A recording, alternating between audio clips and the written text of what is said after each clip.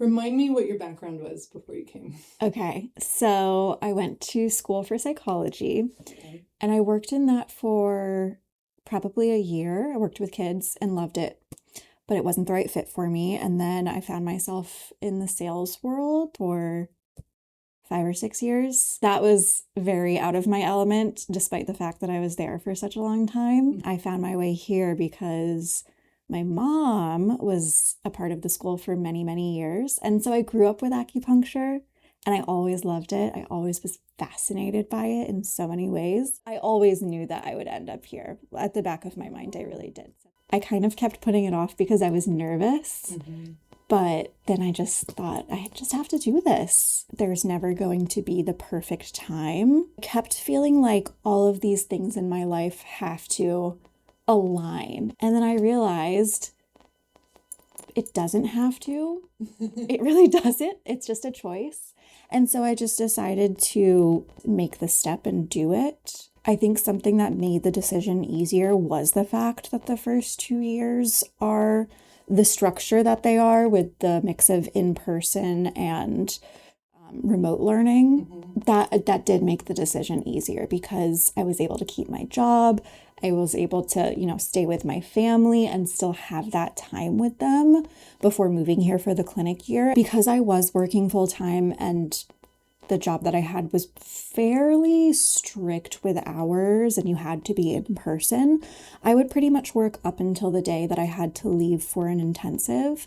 And then the day before class started, I would drive down here actually with all my stuff and then start the intensive the next day. And then the day that the intensive ended, the day after that, I would drive back up to Charlotte and then start working. Most of the intensives that I was here, I spent with the same person who was also a graduate of this school, someone that I felt very lucky to find. She was wonderful.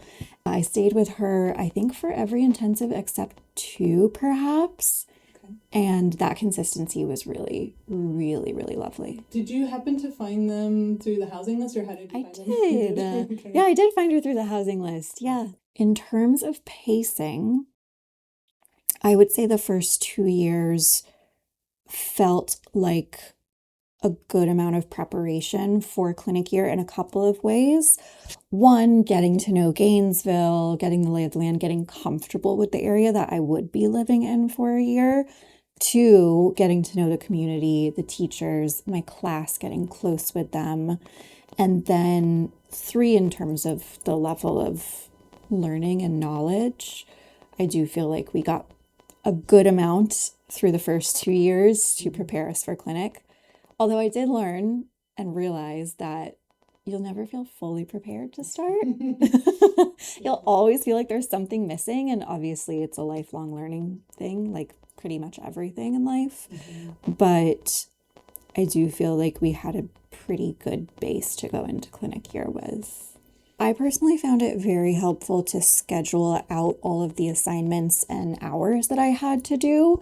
So, I'd schedule them down really to the day and the date that I wanted to do them into bite-sized chunks so that I could stay on task and make sure that I was getting everything done, especially because I was working. So I wanted to make sure that I could fit it all in. I also know that a lot of my classmates would do study groups together virtually. I did that a couple of times and it was really nice. And even without that, we stayed pretty connected. So we would talk about assignments. We would remind each other when we had assignments due and things like that, which was helpful. I feel like it helped kind of keep us all accountable. Supporting each other. Yeah. Yeah. We were supportive during those intercessions. We had plenty of information on what assignments we had to do, what the assignments were in detail, and we're definitely well prepared on what the intercession was going to look like. I actually think, I'm trying to remember, but I think we had like a whole half day dedicated to going over each intercession at the end of an intensive. Pacing is important.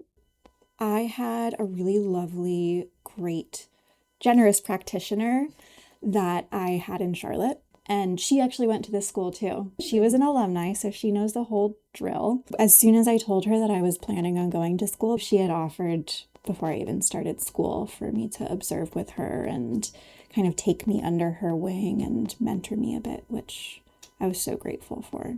And so I was able to get quite a bit of observation done with her. I know a lot of my cohort did observe through the clinic here. I did a lot actually also with my mom when I would go and visit her, so it worked out well that way. I really loved getting to see patients in front of class and seeing supervisors treat them or teachers treat them.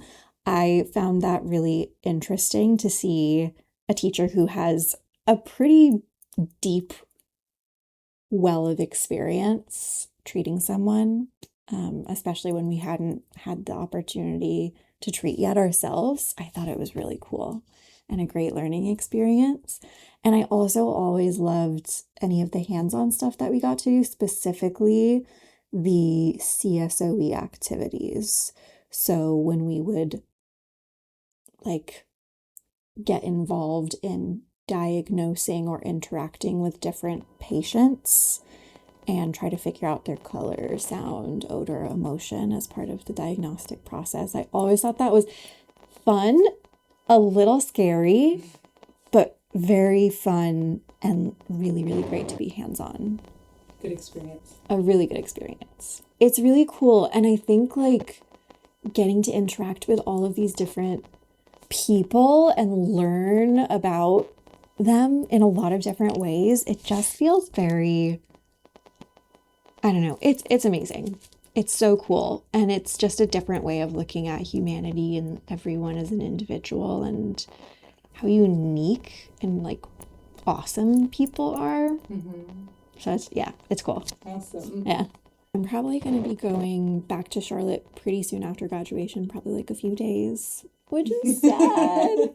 I'm going to miss it here so much. You will also be missed. Thank you. But it's so good for you. I'm so happy that you get to go right back home. Thanks. Yeah, it's a good thing and a hard thing. It's very bittersweet. So yeah, I'll be going back to Charlotte, and my plan is to take a couple weeks off just to, decompress, see my loved ones, celebrate a little bit, and then I'll start studying for board exams, and I'm really, really hoping to get all of them done.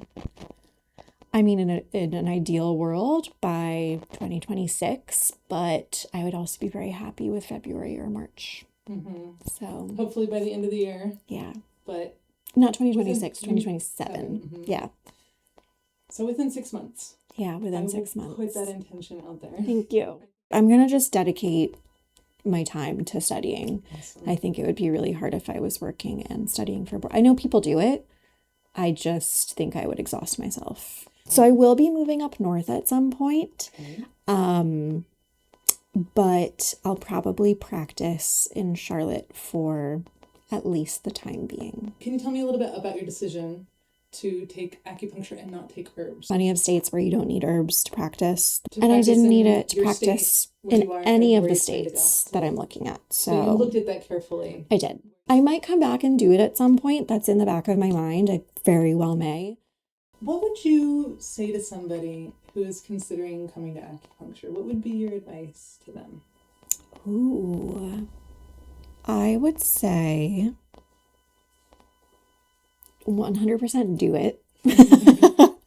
Do it and come to the school. Look for a place that's going to lift you up and support you while you're doing it. Have your support system in place, because it's a commitment. It's a long commitment, but it's a really, really wonderful one. But you do want to have people that, will be there to support you when things feel a little bit hard. And that could even just be your future acupuncture class. I mean, my class is wonderfully supportive. They're so great. I mean, I feel like I already said it, but I just lucked out so much with them. And I really do feel like we genuinely all have each other's backs. Like there's no competitiveness, nothing like that. It's just support and genuine care for one another. So look for something like that. Look for something like that for sure. And also realize that you will learn so much about acupuncture, of course, through the experience, but you'll also learn a lot about yourself. It's been a really insightful, eye-opening experience. And I do feel like transformative as well, which I had not expected before starting, but I do remember talking to my husband the very first day of my first intensive and saying, I think this is going to be, oh, like getting emotional, and saying, I think this is going to be something that changes me for the better. Which it has, totally has. The supervisors and the teachers here and all of the staff, like, you guys are just amazing. They're amazing. I mean, I can't think of a better community. I really can't. I mean, you guys are here for us. You are so warm. You are so welcoming and lovely. And it just, I mean, it's hard being away from home. And even if this is your home, it's hard being in school. It's really hard. And you guys make it feel safe and supportive. Can't imagine having done it at a different time. I can't imagine having been with another class, a different group of people. I just feel really lucky with how things turned out.